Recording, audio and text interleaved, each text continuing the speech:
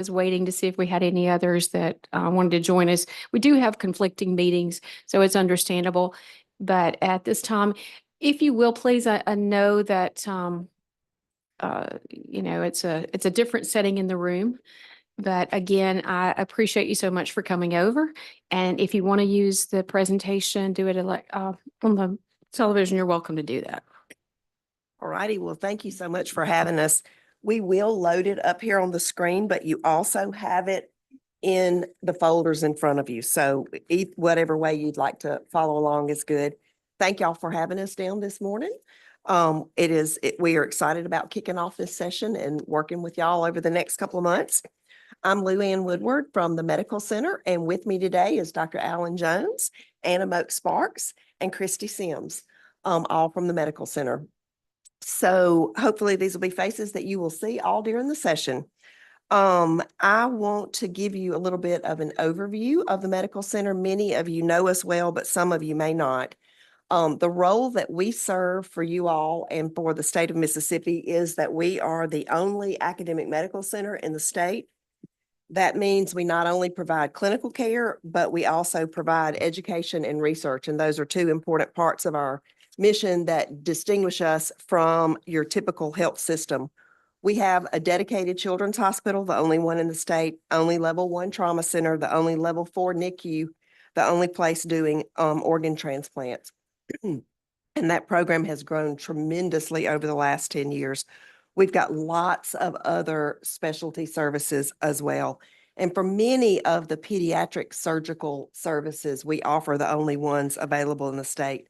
We've got over 10,000 employees. That makes us the state's second largest employer, more than 3,000 students. I'll give you a blurb on research in just a minute, but it's important to note 118 million in extramural research funding came in for FY24.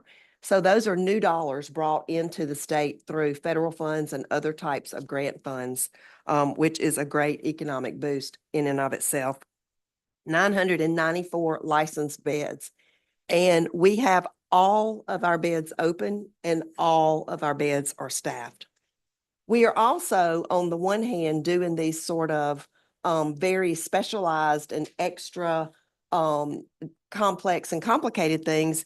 We also have a safety net mission, which is very much a part of who we are, and to take care of the underserved. And we do that. We have done that for years. We're the only hospital in the state that actually has a mandate to provide underserved care and to act as a safety net hospital. If you think about some of the hospitals and academic medical centers and systems in other larger places, there might be just a trauma hospital, just a transplant organization, just the safety net hospital. It is not always the case that they are blended together in one like we are. I wanted to highlight particularly, I made note that we have over 3,000 students at the Medical Center. I wanted to highlight particularly the nursing program.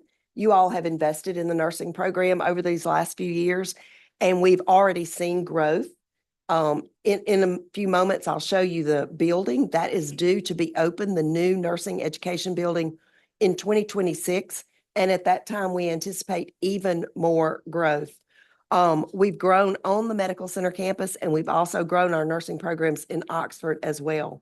Both the accelerated program, which is what we started with, and now we have the traditional program there also. From the standpoint of research, as I mentioned earlier, these dollars that you see, the 118 million roughly, reflects 369 awards. And again, those are new dollars brought into the state, typically NIH funds or Department of Defense, other new dollars brought into the state, invested in Mississippi, which is good economically, but also there's a high productivity rate from that as well. When you look at entities and compare how much research funding do you get with how many publications, how many book chapters, how many findings are released, we actually rank very high in that as well. So we're very proud of that also.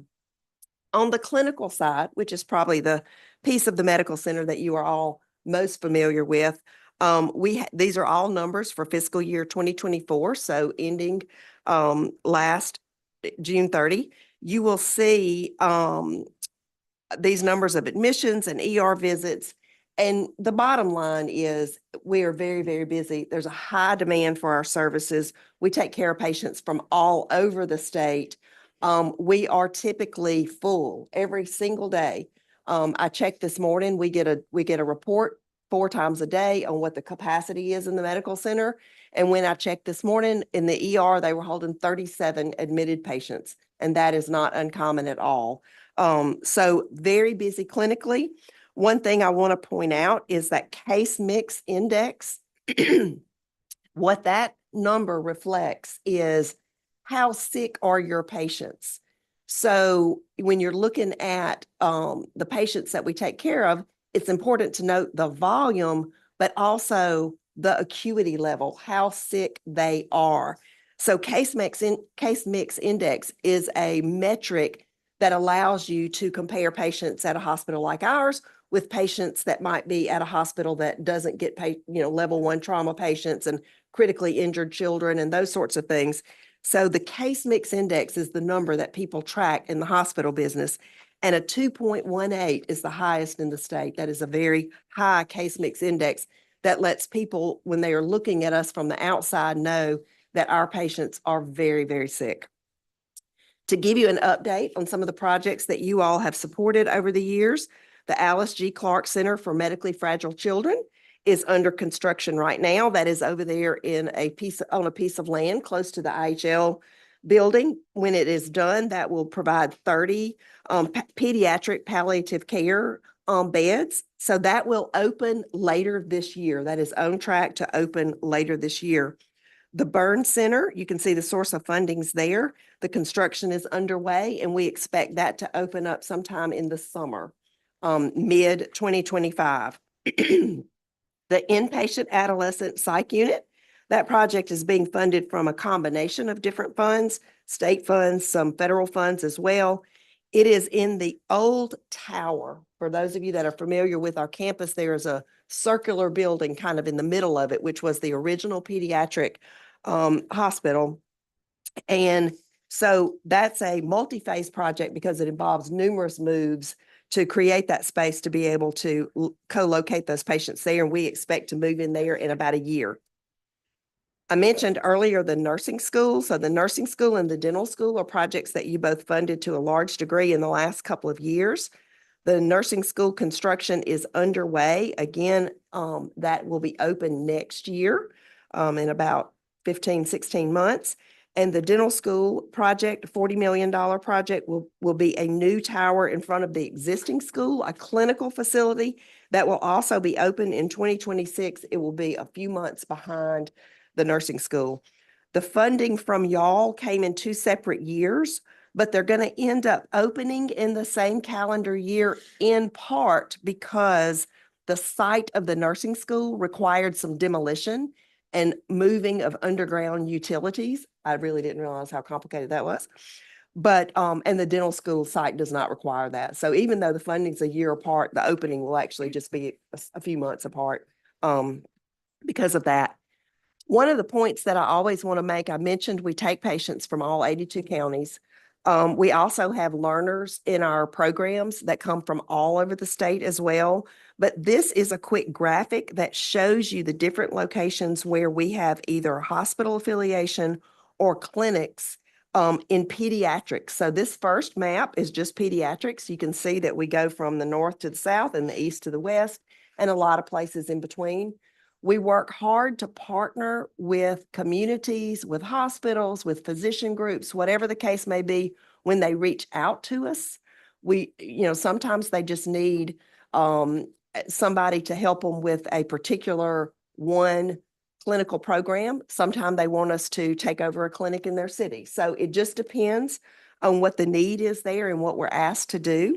But you can see we've got a statewide reach with our pediatric services. And then the next page with the blue dots gives you the locations of our adult clinics, places that we have adult clinics. So again, a broad statewide reach there. The last thing I want to touch on really is about cancer. So I feel like y'all probably heard me talk about this now for at least 1 year and maybe a couple. One of our major strategic priorities, or I should say, our major strategic priority right now and for the next few years, this is not a 1 to 2 to 3 year project. This is a multi-year project, is to achieve what is called NCI cancer designation. That stands for National Cancer Institute.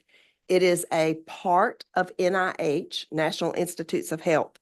So we all know in Mississippi, we have some horrible cancer statistics when you look at the health outcomes. We are some of the worst in the country. And honestly, when you break it out into certain areas of the state and certain demographics, we have some of the worst in the world cancer outcomes. When you look at the NCI designated cancer centers around the country, you could look at a map, and this map shows you kind of where they are scattered all around the country. We do not have one in Mississippi. We don't have one in Louisiana. They don't have one in Arkansas either. So we've got a little section here in the country where we do not have an NCI designated cancer center.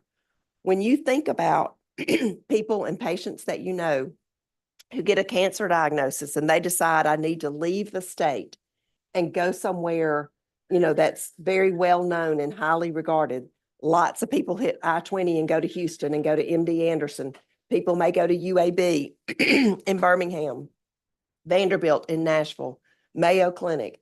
So those centers are NCI designated centers. What I've said in some settings before is that is a club that we are not in. Nobody in Mississippi is in that club. What we see there is in those centers, they have access to clinical trials and access to grants that you don't have if you are not part of that club.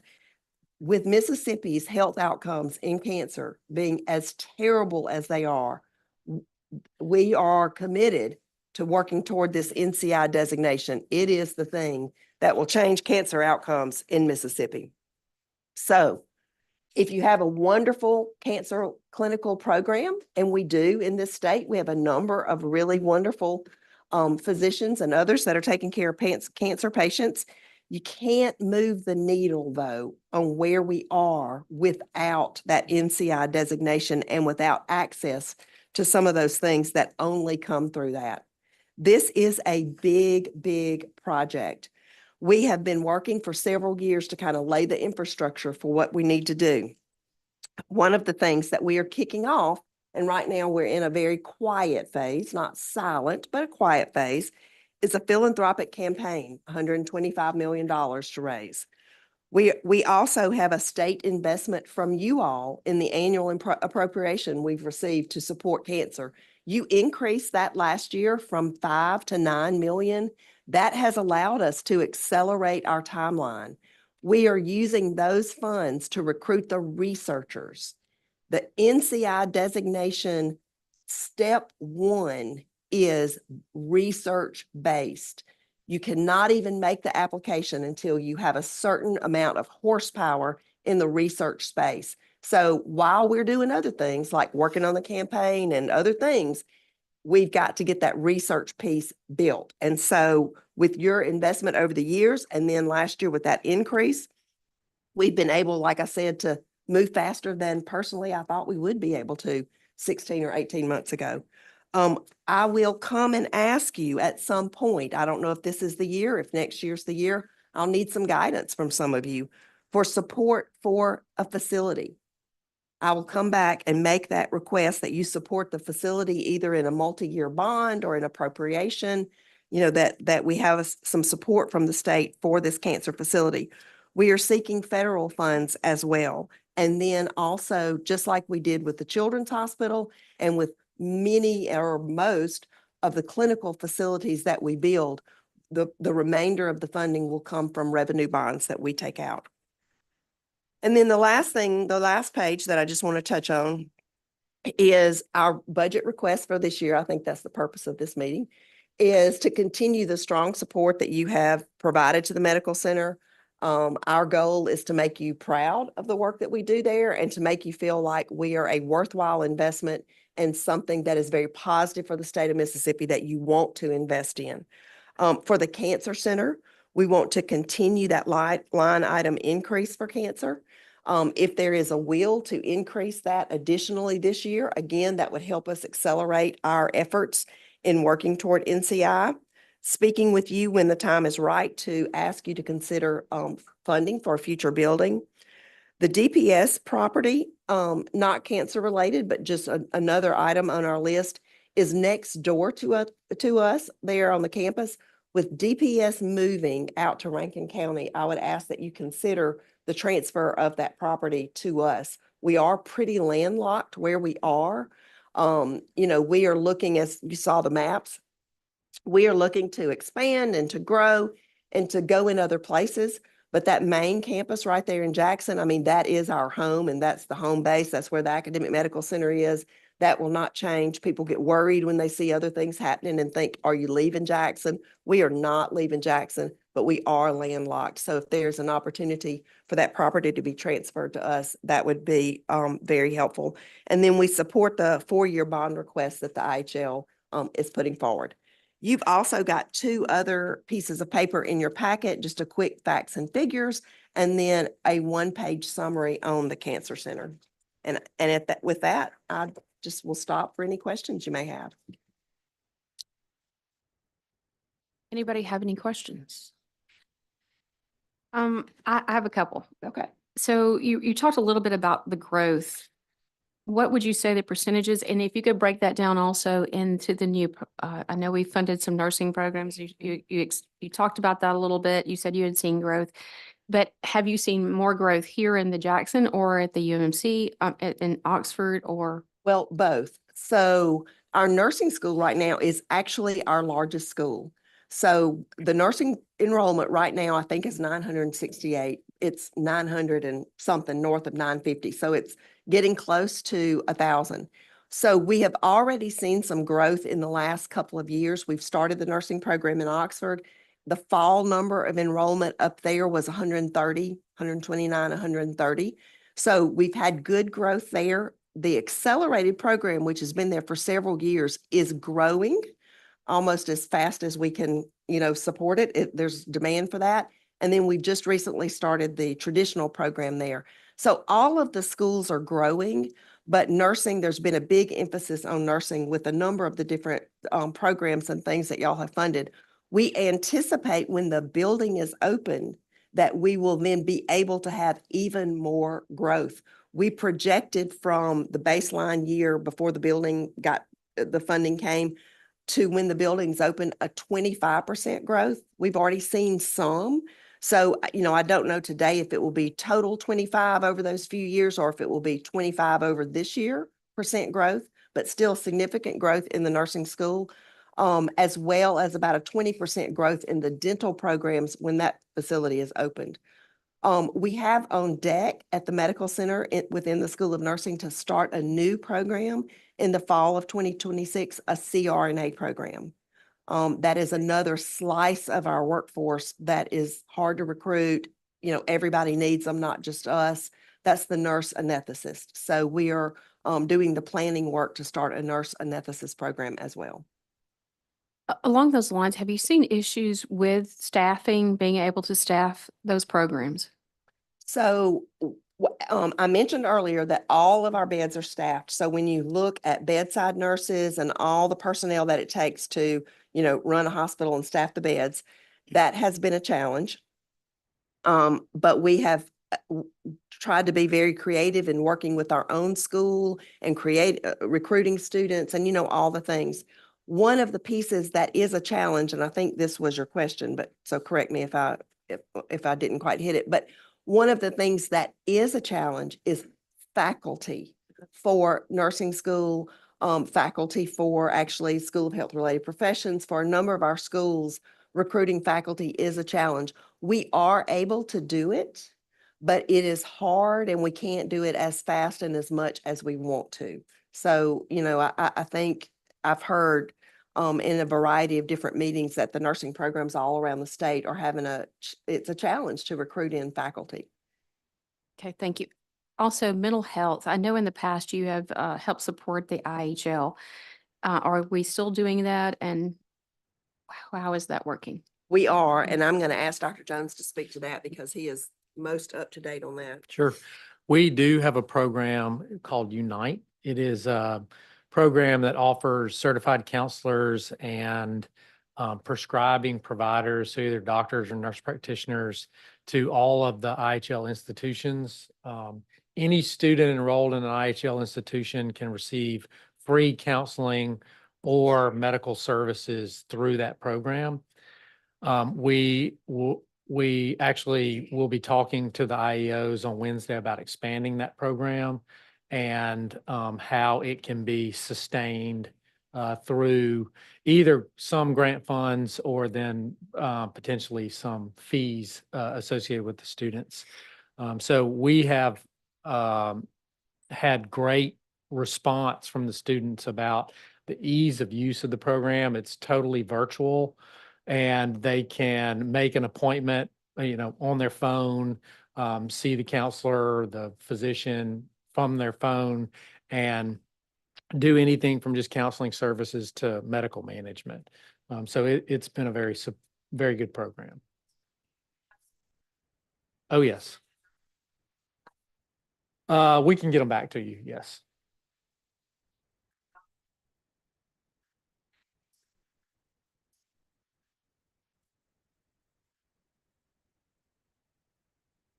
So we track the payer mix, all the time and get monthly reports and quarterly reports, and it will fluctuate just a little bit. But the percent of self-pay, which would be patients that do not have any source of insurance, ranges between 10% on a good month or a good quarter, up to 14%.